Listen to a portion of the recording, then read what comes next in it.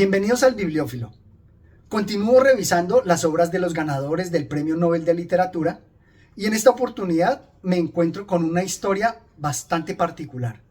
Es una reflexión enmarcada al mejor estilo de Umberto Eco, similar a Baudolino, pues nos va a traer una historia archiconocida, pero poniéndola en un nuevo contexto le va a dar una profundidad filosófica y de reflexión difícil de equiparar, que incluso traspasa lo meramente político para llegar también a lo religioso.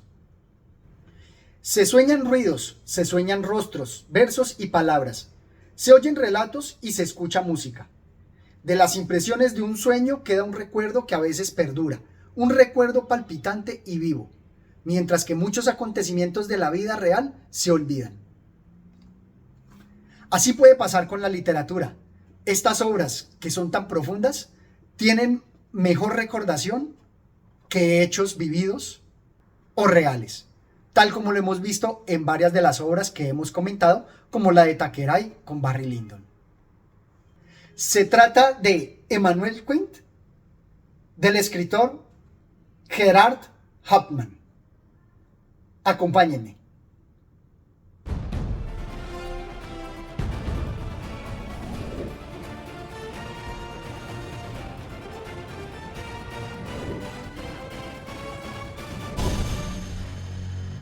Esta historia nos va a presentar a un iluminado que va a conseguir bastantes adeptos, haciendo un paralelo con la historia conocida de Jesús, pero que al transponerla a la actualidad va a generar paralelismos y reflexiones bastante profundas.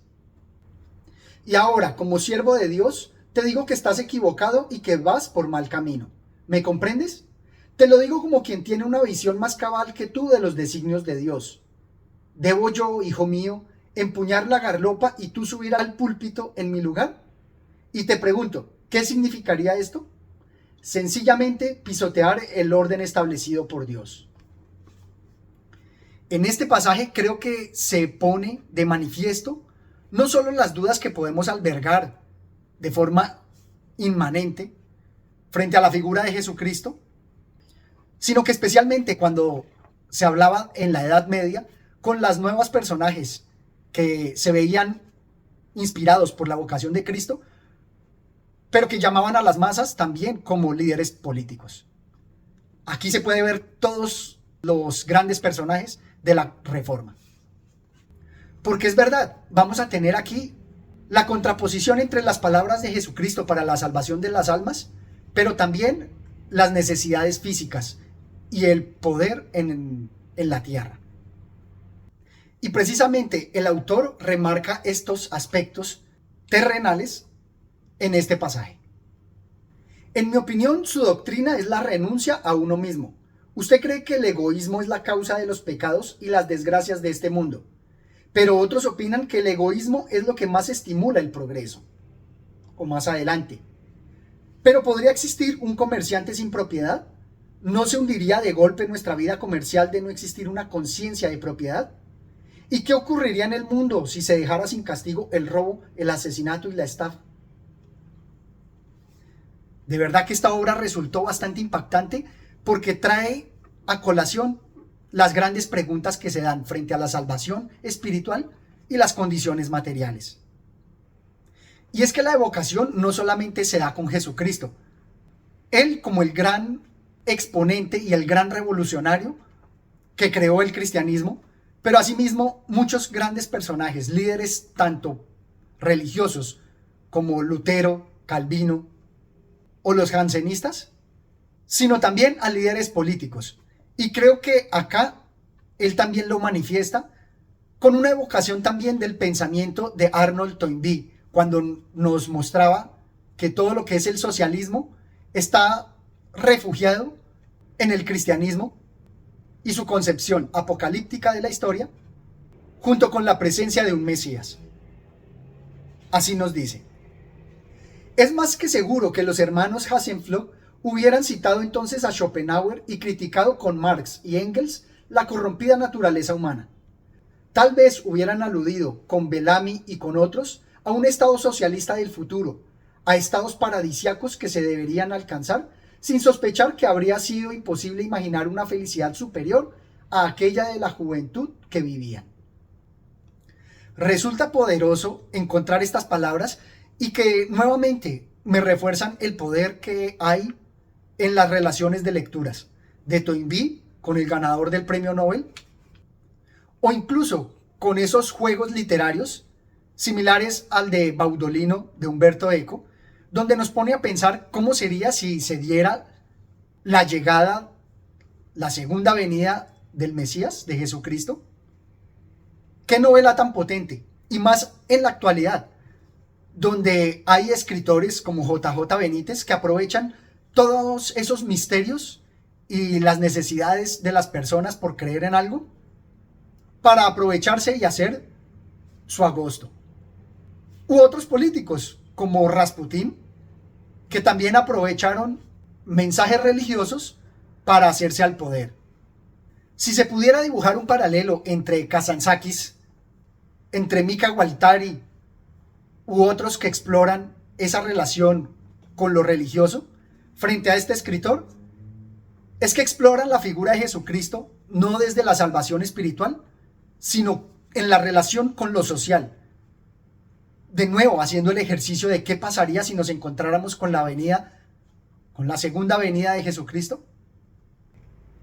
Quien quiera que llegase a ellos prometiéndoles una abundancia y un bienestar en los que ya no creían, era jubilosamente recibido, tanto los delincuentes y los estafadores como charlatanes. Pero no solamente se presentan estos personajes que se aprovechan, como muchas de las iglesias que solamente llenan sus bolsillos con las necesidades espirituales de la gente. No, también se pone de manifiesto una necesidad espiritual que tenemos.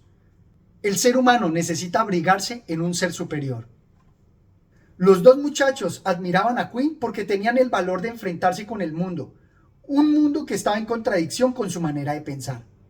En ellos latía un anhelo de justicia social, de progreso espiritual y libertad humana, con la misma intensidad con que odiaban la opresión, la tiranía y la pobreza. Y es que siempre que exista en la humanidad la injusticia, va a haber ese margen de aparición o esa necesidad para lo religioso, ese deseo de justicia contra la tiranía. Y precisamente se destaca esta necesidad en la forma de la fantasía. El autor nos dice así: la fantasía es como una válvula de escape, un refugio con el que se consuela el ser humano. Pero me gusta más esta sinceridad de hacerlo con la fantasía y no con la religión, porque a través de los libros y la literatura podemos cubrir un poco o sublimar esa necesidad para no quedarnos indemnes hacia los charlatanes y estafadores, sino que más bien, conscientes de ese engaño, podamos sopesar las figuras de los literatos en su justa medida. Algo que ya he mencionado en otros videos, como la crítica a Irene Vallejo. Se puede romantizar, en este caso, todo lo literario, pero sin dejarnos engañar ingenuamente pensando que más allá de lo literario es un salvador o un dios. Prefiero mejor pensar como Mario Vargas Llosa, que los literatos son unos prestidigitadores que logran captar nuestra atención, hacernos olvidar que nos están engañando, pero porque voluntariamente nos sumergimos en sus engaños, conscientes de esa necesidad que tenemos por sobrepasar lo real. Me gusta esta obra porque logra presentar muchísimas reflexiones de forma muy profunda y con ejemplos claros. Me gusta esta reflexión donde nos muestra que para todo engaño siempre hay como una conexión. El engañado se quiere dejar engañar. Nos dice así. Novalis dice: todo encantamiento se produce mediante una identificación siquiera parcial con el encantado. Y yo, el encantado, me identifico con el encantador. Le comprendo, le conozco, le siento en todas partes y de todas las maneras.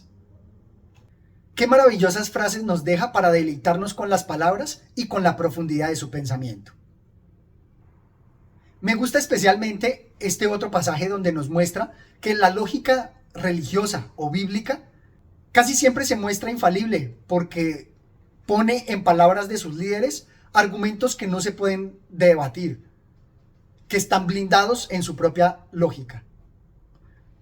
Nos dice así: pues yo he venido no para mandar, sino para servir. Pero el Hijo del Hombre os ha servido por amor a Dios. Yo he nacido y venido al mundo para dar testimonio de la verdad.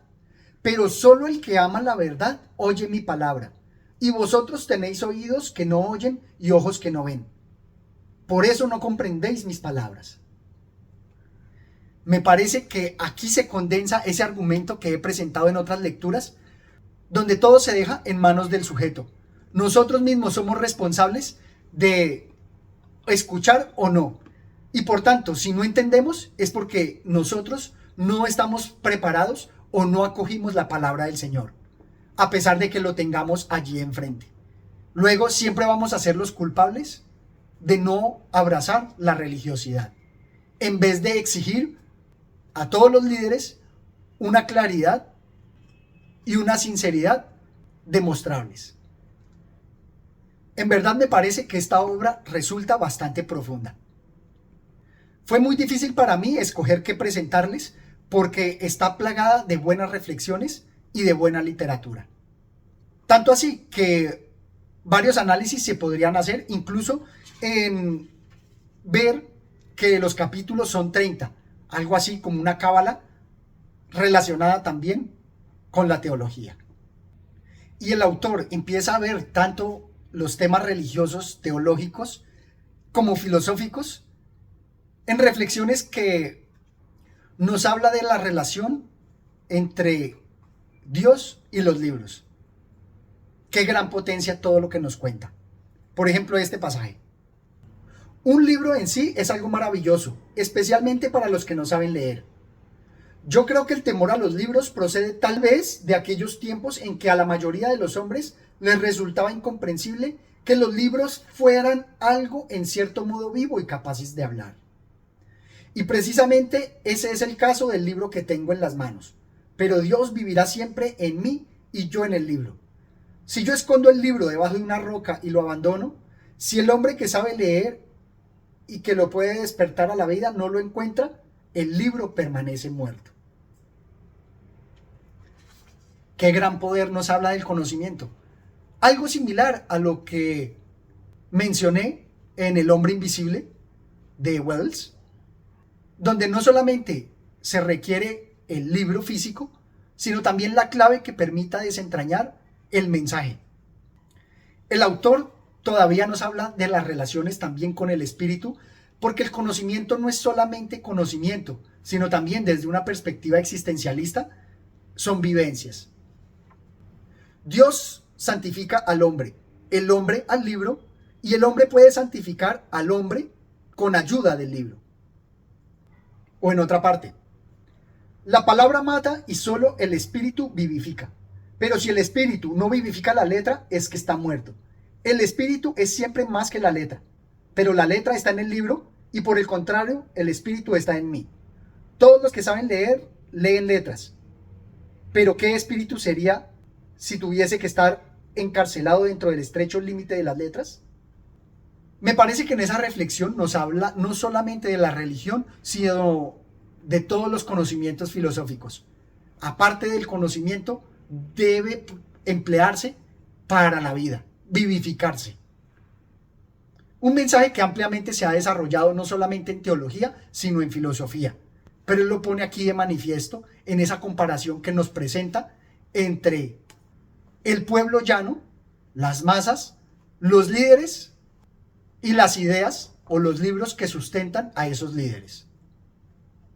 De verdad que es una obra que invita mucho a la reflexión e incluso al ver la comparación que nos presenta, no dejarnos engañar por todos los charlatanes que pueden estar aprovechándose de nosotros.